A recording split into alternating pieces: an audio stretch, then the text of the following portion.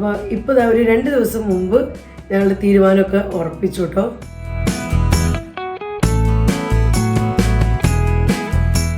Hi friends, എല്ലാവർക്കും ലിജീസ് വ്ലോഗ്സിൻ്റെ പുതിയ വീഡിയോയിലേക്ക് സ്വാഗതം. ഇന്ന് സൺഡേ. ഞങ്ങൾ രാവിലെ തന്നെ 3 പേരും കൂടെ പള്ളിയിലേക്ക് പോകാനായിട്ട് റെഡി ആവണം. ഞങ്ങൾക്ക് 8 മണിക്ക് കേട്ടപ്പോൾ കുർബാന. ചൂടൊക്കെ കാരണം 8 മണിക്കാക്കി, പണ്ട് 9 മണിക്കായിരുന്നു.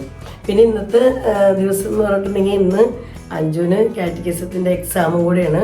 പള്ളിയിലെ വേദപാഠ ക്ലാസ്സിൻ്റെ എക്സാം ഉണ്ട്. എക്സാം കഴിഞ്ഞ് പിന്നെ റിസൾട്ടൊക്കെ വന്നു കഴിഞ്ഞാൽ 8th ക്ലാസ്സിലേക്ക് കിടക്കും അഞ്ജു വേദപാഠത്തിന്. സ്കൂളിൽ ഓൾറെഡി 8th ക്ലാസ്സിലാണ്. അപ്പോൾ വേദപാഠത്തിനായാലും ഒരു മാസം കൂടിയൊക്കെ കഴിഞ്ഞ് കഴിഞ്ഞാൽ 8th കിടക്കും. അപ്പോൾ ഇതൊക്കെ ഇപ്പോൾ പഠിച്ചിട്ടൊക്കെ ഉണ്ട് അല്ലേ അഞ്ജു? പഠിച്ചിട്ടുണ്ട്. അതെ, ഇനി എക്സാം കഴിഞ്ഞ് റിസൾട്ടൊക്കെ അറിയുമ്പോൾ അറിയാം. എന്തായാലും കുഴപ്പമുണ്ടാവില്ല എന്ന് വിചാരിക്കണം. ഇത് നന്നായി പഠിച്ചിട്ടൊക്കെ ഉണ്ട്. അപ്പോൾ ഞങ്ങൾ പള്ളിയിലേക്ക് ഇറങ്ങാണ്. പോയി വന്നിട്ട് നമ്മുടെ ഫ്രണ്ട്സ് ചോദിച്ച ഒത്തിരി ഫ്രണ്ട്സിനുണ്ടായിരുന്ന ഡൗട്ടുകളുണ്ടായിരുന്നു. അപ്പോൾ ആ ഡൗട്ടുകളെല്ലാം ക്ലിയർ ആക്കി തരാമെന്ന് വിചാരിക്കുന്നു. അപ്പോൾ പള്ളിയിൽ പോയി വരട്ടെ. ഞങ്ങൾ വന്നിട്ട് നമുക്ക് ബാക്കി വിശേഷങ്ങളൊക്കെ പറയാം.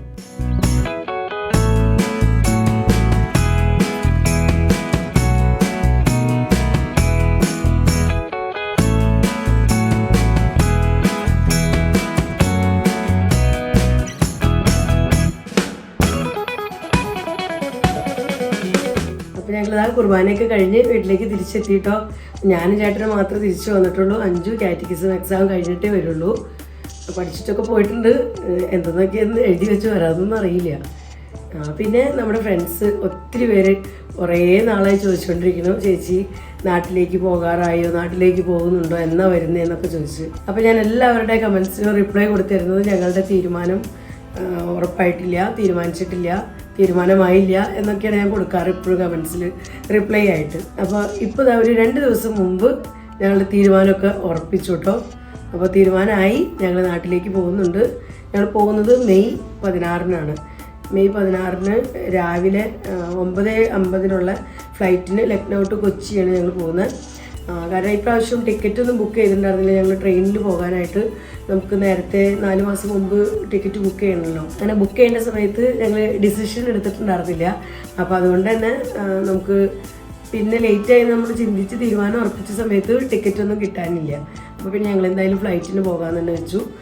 കാരണം നമ്മൾ ജനുവരിയിൽ പോയി വന്നത്. ജനുവരി 31-ന് അവിടെ നിന്ന് ഫ്ലൈറ്റ് കയറി 1-ാം തീയതി ഇവിടെ നമ്മൾ എത്തിയത്. അപ്പോൾ 2-3 മാസം ആയിട്ടുള്ളൂ നാട്ടിൽ പോയിട്ട്. അപ്പോൾ പോണോ വേണ്ടേന്ന് ഇങ്ങനെ ആലോചിച്ചുകൊണ്ടിരിക്കുകയായിരുന്നു ഞങ്ങൾ. കാരണം നല്ല എക്സ്പെൻസ് ആണല്ലോ നമുക്ക് പോകാൻ വരാമെന്നൊക്കെ പറഞ്ഞു കഴിയുമ്പോൾ. നാട്ടിൽ ചെന്നാലും നമ്മൾ എന്തായാലും ഒരു മാസത്തെ വെക്കേഷൻ ഉണ്ട് ഞങ്ങൾക്ക്. അപ്പോൾ ആ സമയത്ത് കറങ്ങാനൊക്കെ കിട്ടുന്ന ചാൻസ് ഞങ്ങൾ എല്ലാവിടെയും പോകാറുണ്ട്. അതുപോലെ നമ്മുടെ റിലേറ്റീവ്സിൻ്റെ വീട്ടിലും ഇപ്പോൾ ഡിസംബറിൽ പോയപ്പോൾ ഞങ്ങൾക്ക് എവിടെയും പോകാനൊന്നും പറ്റില്ല. റിലേറ്റീവ്സിൻ്റെ അടുത്തൊന്നും ഞങ്ങൾ പോയില്ല അധികം. കഴിഞ്ഞ മെയ് ജൂണിൽ പോയതാണ്. അപ്പോൾ ഇനിയിപ്പോൾ ഈ പ്രാവശ്യം പോകുമ്പോൾ എന്തായാലും പോകണം. 1 ഇയർ ആയില്ല അവരെയൊക്കെ കണ്ടിട്ട്. അപ്പോൾ അവരൊക്കെ കാണാനൊക്കെ ആയിട്ട് പോകണം. അപ്പോൾ അങ്ങനെ അപ്പോൾ നിങ്ങളുടെ ക്വസ്റ്റ്യൻ്റെയൊക്കെ ഒരു റിപ്ലൈ ഇപ്പോൾ എല്ലാവർക്കും കിട്ടി കാണും. ഡൗട്ട് തീർന്നു കാണും. അപ്പോൾ ഞങ്ങളുടെ പോക്ക് ഉറപ്പിച്ചു, ടിക്കറ്റൊക്കെ എടുത്തു. ഞങ്ങളുടെ ഹോളിഡേയ്സ് എന്ന് പറയുന്നത് മെയ് 16 തൊട്ട് ജൂൺ 19 വരെയാണ്. ജൂൺ 19-ന് ക്ലാസ് ഉണ്ട് കേട്ടോ. ചേട്ടന് ക്ലാസ് ഉണ്ട്. ഹയർ ക്ലാസ്സിന് ക്ലാസ് തുടങ്ങും ജൂൺ 19-ന്. ഞങ്ങളുടെ ചെറിയ ക്ലാസ്സിൽ പ്രൈമറി ക്ലാസ്സുകളിലൊക്കെ ക്ലാസ് ആരംഭിക്കുന്നത് ജൂലൈ 1-നാണ്. അപ്പോൾ ഞങ്ങൾക്ക് പിന്നെ ഒരാഴ്ചയോളം കിട്ടും. അപ്പോൾ ചേട്ടന് 19-ന് ക്ലാസ്സിന് പോകണമെങ്കിൽ ഞങ്ങൾ 18 ആകുമ്പോഴേക്കും എന്തായാലും ഇവിടെ തിരിച്ചെത്തണം. അപ്പോൾ തിരിച്ചെങ്ങനെ വരണമെന്നൊന്നും ഇപ്പോൾ ടിക്കറ്റ് ബുക്ക് ചെയ്തിട്ടില്ല. ഞങ്ങൾ നാട്ടിൽ ചെന്നിട്ട് ആലോചിച്ച് സാവധാനം ടിക്കറ്റ് കിട്ടുമെങ്കിൽ ട്രെയിൻ അല്ലെങ്കിൽ ഫ്ലൈറ്റിന് തന്നെ പോരുള്ളൂ. അത് തീരുമാനമായിട്ടില്ല. അപ്പോൾ അതുകൊണ്ട് റിട്ടേൺ ബുക്ക് ചെയ്തിട്ടില്ല. പോകുന്നത് ഞങ്ങൾ 3 പേര് മാത്രമേ ഉള്ളൂ. പിന്നെ ആൽവിൻ്റെ കാര്യം ഒത്തിരി പേര് നമ്മുടെ ഫ്രണ്ട്സ് ചോദിച്ചിട്ടുണ്ട്. ആൽവിൻ സുഖമായിട്ടിരിക്കുന്നു, കുഴപ്പമൊന്നുമില്ല. ആൽവിൻ്റെ സ്റ്റഡീസ് നടന്നുകൊണ്ടിരിക്കുന്നു. പിന്നെ ഇപ്പോൾ അവിടെ ആയാലും തണുപ്പൊക്കെ കുറച്ച് കുറവുണ്ട്. എന്ന് വെച്ചാൽ അവിടെ അങ്ങനെ നമ്മളുടെ പോലത്തെ ചൂട് കാര്യങ്ങളൊന്നുമില്ല. അപ്പോൾ അതുകൊണ്ട് കാലാവസ്ഥ സുഖമാണ്, പ്രശ്നമൊന്നുമില്ല. തണുപ്പുമില്ല, ചൂടുമില്ല, അങ്ങനത്തെ ഒരു അവസ്ഥയാണ് അവർക്കിപ്പോൾ. പക്ഷെ ഞങ്ങൾക്ക് ഇവിടെയൊക്കെ നല്ല ചൂടാട്ടോ. അപ്പോൾ ഞങ്ങൾ ഹോളിഡേയ്സിൽ ഇപ്പോൾ നാട്ടിൽ പോകാതെ നിൽക്കാമെന്ന് വെച്ചാലും ഭയങ്കര ചൂട് തന്നെ. നാട്ടിലും ചൂടാണ്. പിന്നെ അമ്മയാണെങ്കിൽ വയ്യാതിരിക്കുന്നതല്ലേ. അപ്പോൾ അമ്മോട് അന്ന് പ്രോമിസ് ചെയ്ത് വന്നതാ 3 മാസം കഴിയുമ്പോൾ എന്തായാലും വരാം. അപ്പം അമ്മയ്ക്ക് ഞങ്ങൾ ഇറങ്ങുന്ന സമയത്ത് ഭയങ്കര വിഷമമായിരുന്നു. അപ്പോൾ അമ്മയുടെ അടുത്തും പറഞ്ഞായിരുന്നു 3 മാസം കഴിയുമ്പോഴേക്കും ഞങ്ങളിതാ വീണ്ടും എത്തുന്നു. എന്തായാലും അമ്മേനെയും പോയി കാണണം. അമ്മയ്ക്കാണെങ്കിൽ എന്നും ചോദ്യം എന്നാ വരുന്നത്, എന്നാ സ്കൂൾ അടയ്ക്കുന്നതെന്നും പറഞ്ഞു. അവരൊക്കെ ദിവസങ്ങൾ എണ്ണി കാത്തിരിക്കുകയാണ്. അപ്പോൾ എൻ്റെ വീട്ടിലായാലും അമ്മയും ആങ്ങള നാത്തൂനൊക്കെ ദിവസങ്ങൾ എന്നെ കാത്തിരിക്കുന്നത്. കോഴിക്കോടായാലും അവിടെയും ചേട്ടൻ്റെ അപ്പനും അമ്മയും അതുപോലെ ചേട്ടനും ചേച്ചിയും കൊച്ചുങ്ങളൊക്കെ ഉണ്ട് അവിടെ. അപ്പോൾ അവരും വെയിറ്റ് ചെയ്യണ്. ഞങ്ങൾക്കും പോകണമെന്ന് ഭയങ്കര ആഗ്രഹമാണ്. പക്ഷേ ഇപ്പോൾ നമ്മൾ പോയി വന്ന് 2-3 മാസം ആയല്ലുള്ളൂ എന്ന് ഓർത്തിട്ടാണ് ഞങ്ങളിങ്ങനെ തീരുമാനം ഉറപ്പിക്കാതെയൊക്കെ നിന്നത്. ആങ്ങള നാത്തൂൻ അതുപോലെ തന്നെ അനിയത്തി ഫാമിലിയൊക്കെ ഇപ്പോൾ നാട്ടിലുണ്ട്.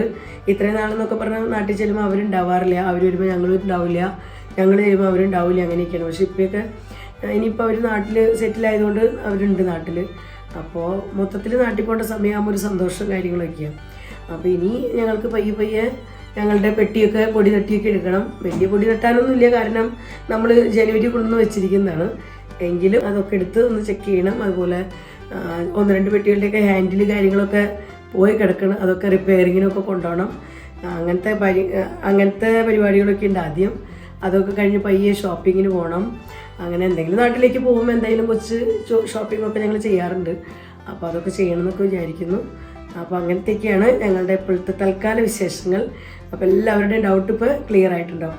ഇനി ഞാൻ കിച്ചണിലേക്ക് കിടക്കട്ടെ. ഞങ്ങൾ പള്ളിയിൽ പോയി വന്നിട്ട് ഇന്ന് ബ്രേക്ക്ഫാസ്റ്റ് ഒന്നും ഉണ്ടാക്കിയിട്ടില്ല. അപ്പത്തിനൊക്കെ അരച്ച് വെച്ചിട്ടുണ്ടായിരുന്നു.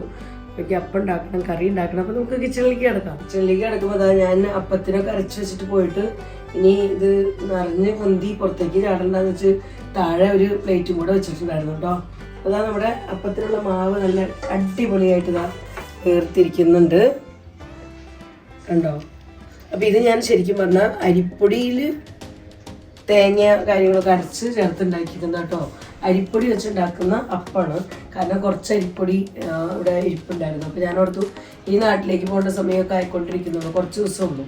അപ്പോൾ അരിപ്പൊടി ഇരിക്കുന്നതൊക്കെ യൂസ് ചെയ്യുകയും ചെയ്യാം. ഇന്നത്തെ ബ്രേക്ക്ഫാസ്റ്റുമായി. അപ്പോൾ അതുകൊണ്ട് അരി ഞാൻ കുതിരാനിട്ടിട്ടുണ്ടായിരുന്നില്ല, അരിപ്പൊടി വെച്ചിരുന്നത് അപ്പം. ഇനി ഇവിടെ പള്ളി പോണതിന് മുമ്പ് തന്നെ ഞാൻ എഗ്ഗ് എടുത്ത് ബോയിൽ ചെയ്ത് വെച്ചിട്ടുണ്ടായിരുന്നു. ഇന്ന് മുട്ടക്കറി ഉണ്ടാക്കാനായിട്ട് ഇതാ എഗ്ഗ് ബോയിൽ ചെയ്തെടുത്തിട്ടുണ്ട്. പിന്നെ എഗ്ഗ് കറി ഉണ്ടാക്കാനായിട്ട് സവോള കട്ട് ചെയ്തെടുത്തിട്ടുണ്ട്. അതുപോലെ ഇഞ്ചി വെളുത്തുള്ളിയൊക്കെ ചതച്ച് പച്ചമുളകൊക്കെ ഇതാ കട്ട് ചെയ്തെടുത്തിട്ടുണ്ട്. പിന്നെ തക്കാളി, കറിവേപ്പില ഇതെല്ലാം റെഡിയാക്കി വെച്ചിട്ടുണ്ട്.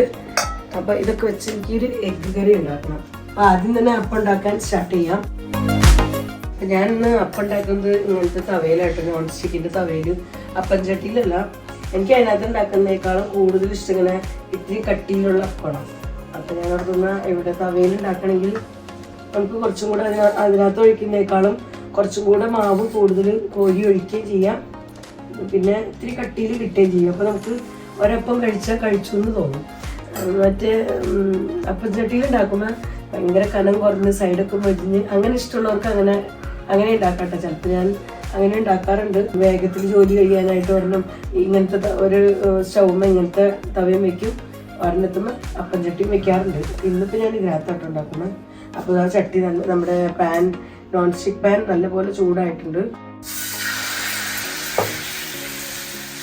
അപ്പോൾ നല്ല ചൂടായതുകൊണ്ട് തന്നെ അപ്പത്തിൻ്റെ മാവൊക്കെ അല്ലെങ്കിൽ ദോശമാവ്, ഇഡ്ഡലി മാവൊക്കെ പൊടിച്ചു വരാനൊന്നും ഒരു ബുദ്ധിമുട്ടുമില്ല.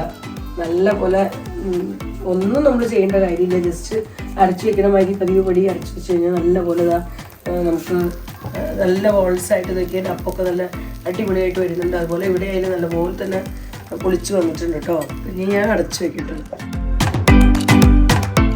നമ്മുടെ ഫസ്റ്റ് അപ്പം റെഡി ആയിട്ടുണ്ട്. അരിപ്പൊടി കൊണ്ടുള്ള അപ്പം കേട്ടോ, അരിപ്പൊടി അപ്പം.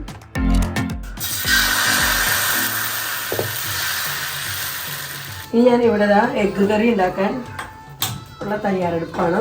ഇവിടെ ഒരു സ്ഥലത്ത് നമുക്ക് അപ്പം ഉണ്ടാക്കാം, ഒരു സ്റ്റൗവിൽ നമുക്ക് കറി ഉണ്ടാക്കാം. ഈ സമയം വളരെ കുറവാണ്. ശരിക്കും പറഞ്ഞു കഴിഞ്ഞാൽ ബൈബിൾ എഴുതാനൊക്കെ ഉണ്ട്. ബൈബിൾ റൈറ്റിംഗ് ഒന്നും ഈ പ്രാവശ്യത്തെ ഒന്നും നീങ്ങിയിട്ടില്ല. സ്കൂളിലെ വർക്കുകളും സ്കൂളിലെ ചെക്കിങ് കാര്യങ്ങളൊക്കെ ഉണ്ടായിരുന്നു. അതുപോലെ വീട്ടിലെ ജോലികളും പിന്നെ നമ്മുടെ വീഡിയോ ഒക്കെ ഇങ്ങനെ വൈകുന്നത് ടൈം വളരെ കുറച്ച് കിട്ടുന്നുള്ളൂ എനിക്ക്. അതുകൊണ്ടാണ് എഡിറ്റ് ചെയ്യാനൊക്കെ ടൈം കുറവ് കിട്ടുന്നതുകൊണ്ടാണ് ലേറ്റായി പോകുന്നത് കേട്ടോ. അപ്പോൾ നമ്മുടെ ഫ്രണ്ട്സൊക്കെ ഒന്ന് അഡ്ജസ്റ്റ് ചെയ്യാം. പിന്നെ ഇനിയിപ്പോൾ നാട്ടിലേക്ക് പോകാനുള്ള ആ ഒരു മൂഡ് വന്നു തുടങ്ങി. അപ്പോൾ അതിൻ്റേതായ കാര്യങ്ങളിലേക്കൊക്കെ പയ്യെ കിടക്കണം. അപ്പോൾ പറ്റുന്ന ദിവസങ്ങളിലൊക്കെ ഞാൻ വീഡിയോ ഇടാം. നിങ്ങളുടെ എല്ലാവരുടെയും എന്നും സപ്പോർട്ട് ഉണ്ടാവണം കേട്ടോ എനിക്ക്. ഇപ്പോൾ നമ്മൾ ചാനൽ തുടങ്ങിയിട്ടൊരു 3 വർഷം ആവണം. മെയ് 18-ന് 3 വർഷം ആവും കേട്ടോ. ഇന്നിപ്പോൾ നമ്മൾ ഈ നിലയിൽ എത്തിയിരിക്കുന്നത് നിങ്ങൾ ഓരോരുത്തരുടെയും ആ ഒരു സ്നേഹവും സപ്പോർട്ടും കൊണ്ട് മാത്രമാണ്. അപ്പോൾ അത് ഇനിയും കണ്ടിന്യൂ ചെയ്തോളൂ. എനിക്കും പറ്റുന്ന പോലെയൊക്കെ ഞാൻ നിങ്ങളുടെ അടുത്തേക്ക് വീഡിയോ എത്തിക്കാം.